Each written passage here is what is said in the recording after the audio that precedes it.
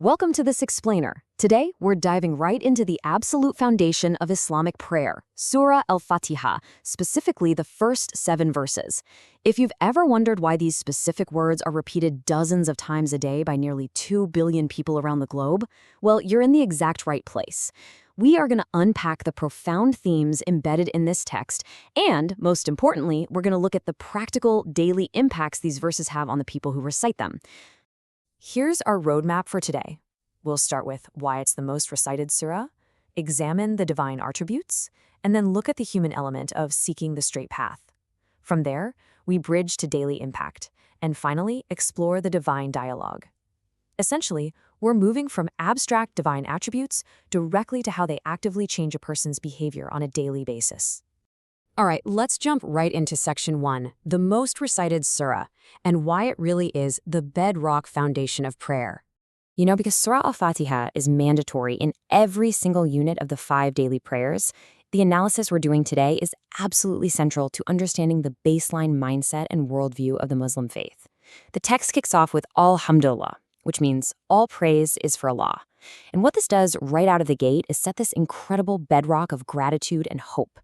Think about it. Before a person asks for a single thing, before they seek guidance or wealth or help, they're acknowledging that every good thing comes from a divine sustainer.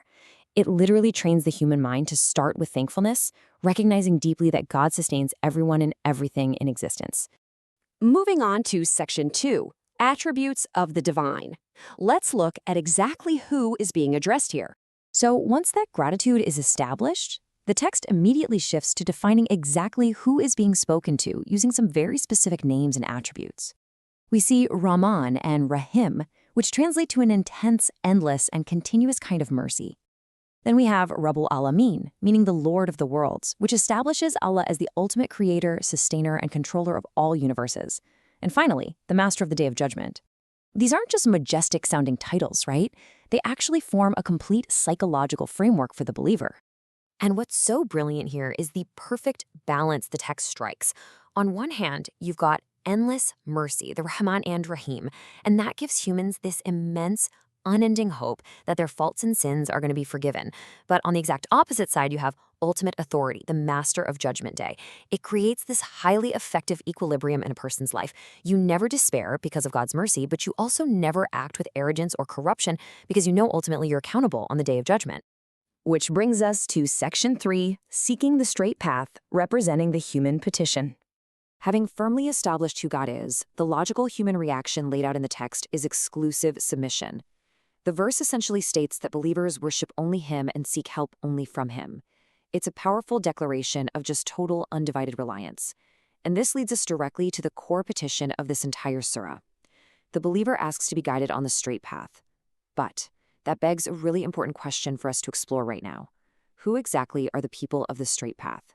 How does the text define what this right path actually looks like in practice? Well, the crucial point is how the final verses categorize humanity to clarify that very path.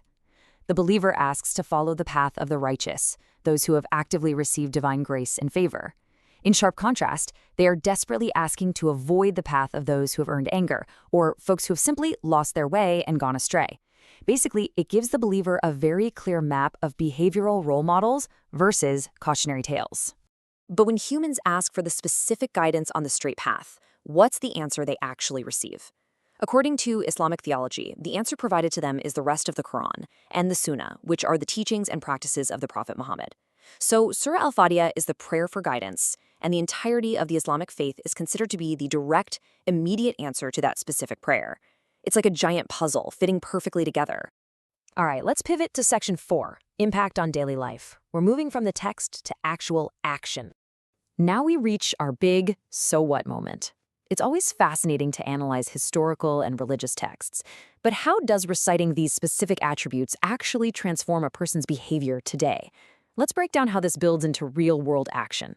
First up, it creates profound humility. The literal physical act of bowing down to a higher power naturally just strips away human arrogance and ego. Second, it breeds deep accountability.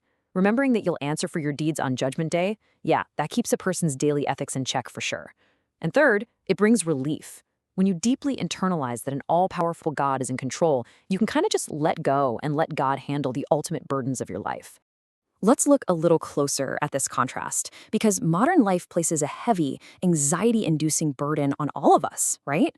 We stress about our careers, our health, global issues, the whole shebang.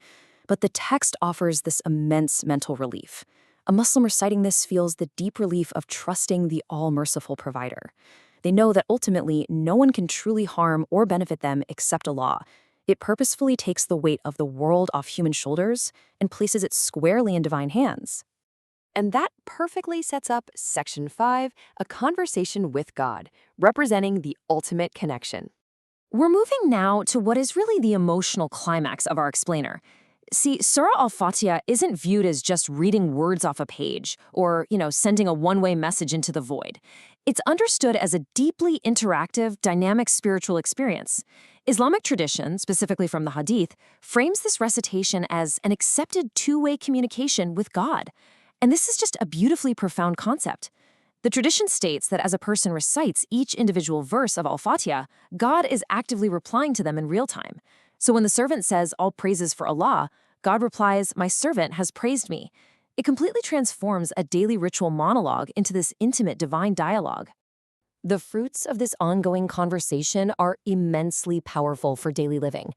Think about it. This dynamic dialogue constantly renews a person's hope for forgiveness, no matter what mistakes they might have made throughout their day. It actively builds and reinforces their reliance on the Creator rather than stressing over worldly obstacles. And ultimately, it provides this essential daily spiritual grounding. It pulls a person right out of the chaos of everyday life and brings them back to their core purpose. So, we've covered the divine attributes, the ultimate accountability, and the incredible relief of this two-way conversation. As we wrap up, I want to leave you with this lingering, provocative thought to reflect on. How can you apply this profound humbleness and relief to your immediate challenges today? Just imagine tackling your absolute biggest stressor right now with the total certainty that you're guided and supported by an all-merciful provider. Thank you so much for joining me on this explainer. I really hope it gave you a phenomenal structural understanding of these powerful verses. Keep learning, and I'll catch you next time.